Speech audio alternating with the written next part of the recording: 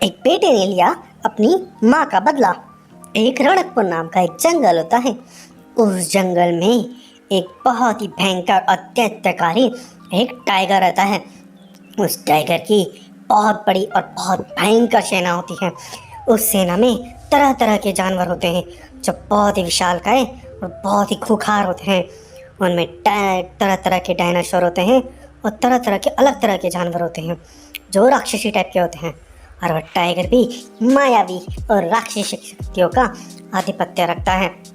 वह जब भी उस जंगल में किसी को मारने का प्लान करता है तो अपनी सारी शक्तियों से उस पर अटैक करके उसको खत्म कर देता है। इस वजह से सारा जंगल उसके कहे अनुसार चलता है। वह जैसा बोलता है सारे जंगल निवासी वैसा का वैसा ही करते हैं। वह सारे जंगलवासियों से बहुत काम करवाता है। वह अपने सारे काम जंगलवासियों से करवाता रहता है, चाहे से बच्चा हो बूढ़ा हो कोई भी हो, वह सबसे अपने काम करवाता रहता है।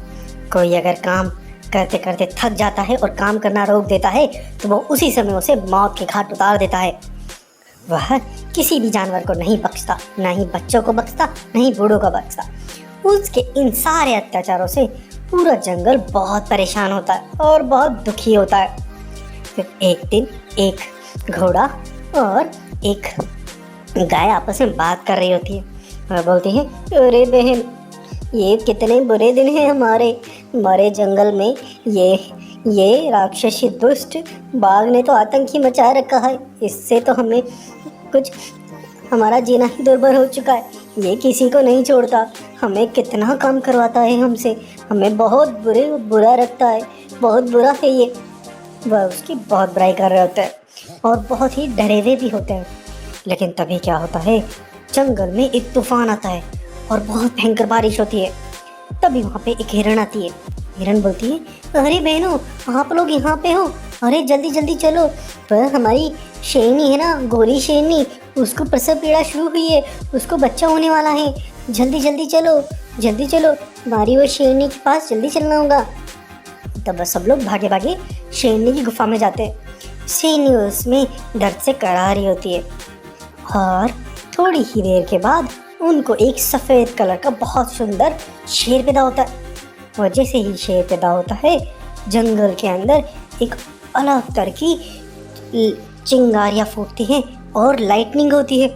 उससे वह गाय बोलती, अरे ये तो बहुत ही अद्भुत बच्चा पैदा हुआ है, ये जरूर हमारे इस जंगल का कल्याण करेगा।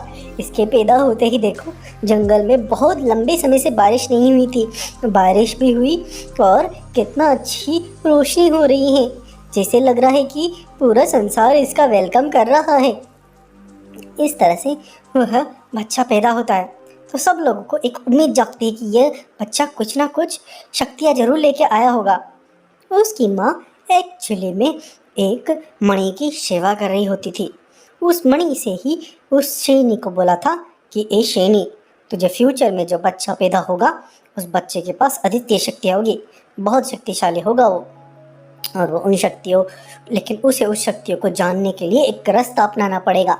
उसे कहीं जाना पड़ेगा और अपनी उन शक्तियों को खोजना पड़ेगा, तब जाके उन असीम शक्तियों का राजा बन पाएगा वो।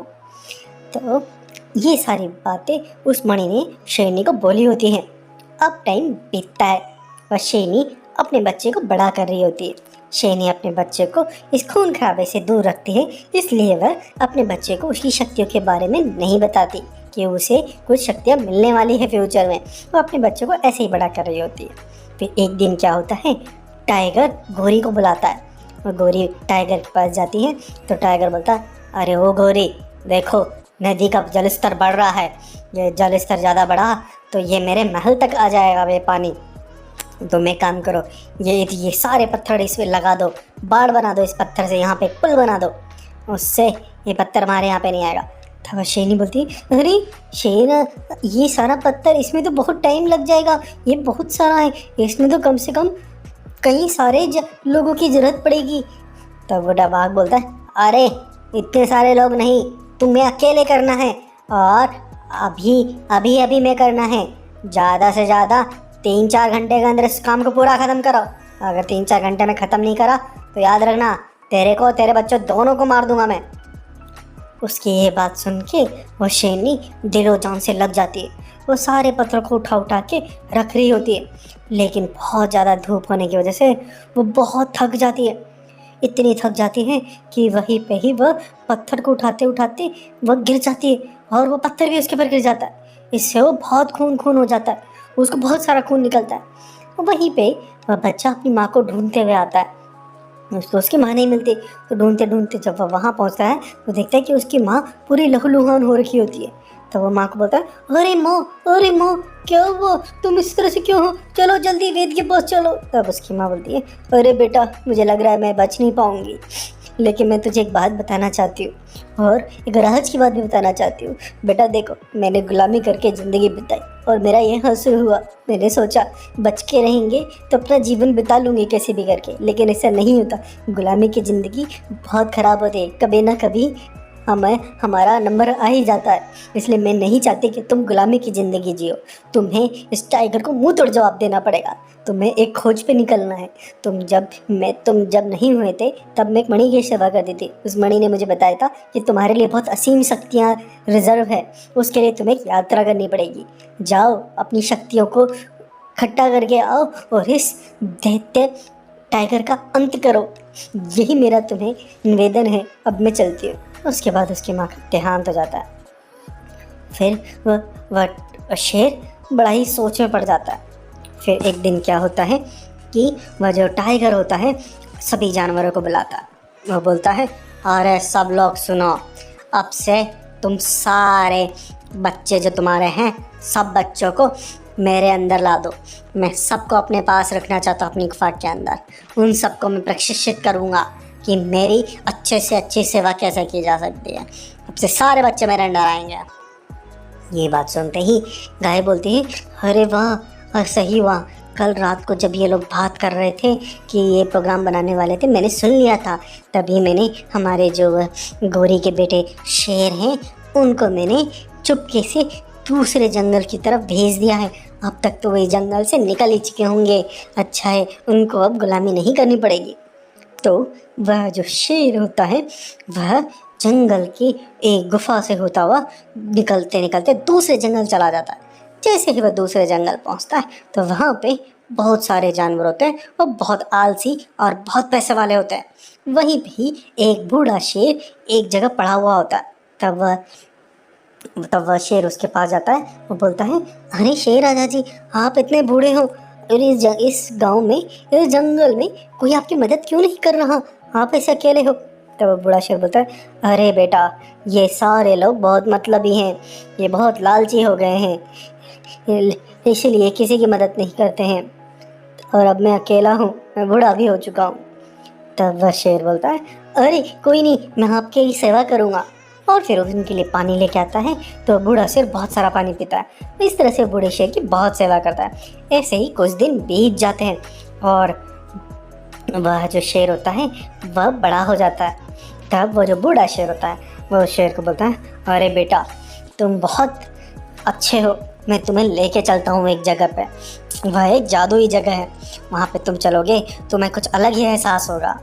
और इन लोगों ने उस जगह से बहुत सा सोना चुराया है। मैं चाहता हूँ कि तुम किसको चूज़ करोगे, देखते हैं, चलो। तब वह वहाँ पे उसको लेके जाता है। तो वह देखता है कि एक उड़ने वालों शेरों की एक विशाल सेना होती है और दूसरी तरफ बहुत सारा सोना होता है। तब वह बूढ़ा शेर बोलता है, बोलो बेटा, तुम किसे चुनोगे, इन सोने को या फिर इन सेना को, ये जो शेरों की सेना है। तब वह शेर बोलता है, मैं इन सेना को चुनूंगा, ये सोना मेरा क्या काम का। मैं सेना को चुनूंगा ताकि मैं अपनी माँ का बदला ले सकूं और जंगल को उस टाइगर के आतंक से आज़ाद कर सकूं। तब वह बूढ़ा शेर बड़ा खुश होता है और वो उसे बोलता है, बेटा, मैं तो एक माध्यम मात्र था तुम्हें तुम्हारी शक्तियाँ देने के लिए। ये तुम्हारी परीक्षा थी, तुम इसमें पास हुए। लो, अब तुम्हारी शक्तियाँ भी लो और तुम ये शेरों को भी तुम्हारे साथ ले जाओ। ये तुम्हारी सेना रहेगी, हमेशा तुम्हारे साथ रहेगी। उसके बाद वो बूढ़ा शेर वह उसकी शक्तियाँ दे देता है। उस शक्तियाँ पाके तो वह बहुत ही ताकतवर और बहुत ही जायंट किस्म का एक ईगल और आधा शेर बन जाता है। उसकी शक्तियाँ असीम होती है। ये शक्तियाँ पा के वो बहुत ताकतवर हो जाता है और फिर वो बोलता है अब मैं उस बाघ को छोड़ूंगा नहीं, मेरी माँ का बदला लेके रहूँगा। उसके बाद उस गांव के अंदर जहाँ पे बाघ लोगों को इकट्ठा करके एक शेरनी की बलि देने वाला होता है, वह बोलता है अरे इस शेरनी को आज मैं बलि चढ़ाऊंगा। इस शेरनी ने मेरी बात को अनदेखा किया। मैंने इसे बोला था कि मेरे लिए एक हवादार पंखा चलाती रहे। यह थोड़ी देर के लिए थक गई थी, अब इसको सजा दी जाएगी। इसका धड़ इसके शरीर से अलग कर दिया जाएगा। इस पब्लिक में कोई है इसका सब चिंतक, सामने आए। तभी वहाँ पे वह जो शेर होता है वह सामने आता है। वह बोलता है अरे ओए बाघ, अब तेरा आखिरी दिन आ चुका है। तूने बहुत अत्याचार कर लिए, अब मैं तुझे नहीं छोड़ूंगा। जैसे ही वह ऐसा बोलता है तो बाघ बोलता है अरे तेरी हिम्मत कैसे हुई, मेरी सारी सेना मिलकर तेरे को अभी ख़त्म कर देगी। उसकी सारी सेना तैयार होती है, बाघ की अटैक करने के लिए तैयार होती है। लेकिन तभी क्या देखते हैं, आसमान से एक शेरों का झुंड हवा में उड़ता हुआ आता है और वह नीचे आता है। उसके बाद उसकी सेना पे वो जो शेरों का झुंड होता है वह टूट पड़ता है। उनसे और उनके बीच में बहुत भयंकर लड़ाई शुरू हो जाती है। वहीं पे ये जो शेर होता है वो बोलता है बाघ अब तेरा भी आखिरी दिन आ गया, और वो बाघ पर अटैक करता है। तब बाघ अपनी जादू शक्तियों का यूज करके एक दैत्यकारी राक्षस बन जाता है और उसके बाद जो शेर होता है वह भी आधा ईगल और आधा शेर बन जाता है। फिर उनके बीच में लड़ाई शुरू हो जाती है। उनके बीच में बहुत भयंकर लड़ाई होती है। सारे शेर जो उड़ने वाले शेर होते हैं, वो जो टाइगर की जो खूंखार सेना होती है, उन सबको वो ख़त्म कर देते हैं, क्योंकि वो उड़ने वाले शेर बहुत ताकतवर होती है। इसके बाद वह जो बाघ होता है उसको वह ईगल बहुत मारता है, बहुत घायल करता है, और फिर वो उसको उठा के वहीं पे लेके आ जाता है जहाँ पे उसकी माँ की डेथ हुई थी। फिर वो बोलता है अरे टाइगर, याद कर, ये वही जगह है जहाँ पे तूने मेरी माँ को मरने के लिए मजबूर कर दिया था। तूने उससे इतना काम कराया कि वह मर गई। अब तेरा आखिरी दिन है, तुझे मैं यही मारूंगा। उसके बाद वह ईगल उस पर अटैक करके उसको मार देता है। इस तरह से इस कहानी का होता है अंत। वाइल्ड एनिमल चैनल को शेयर कीजिए और सब्सक्राइब करिए।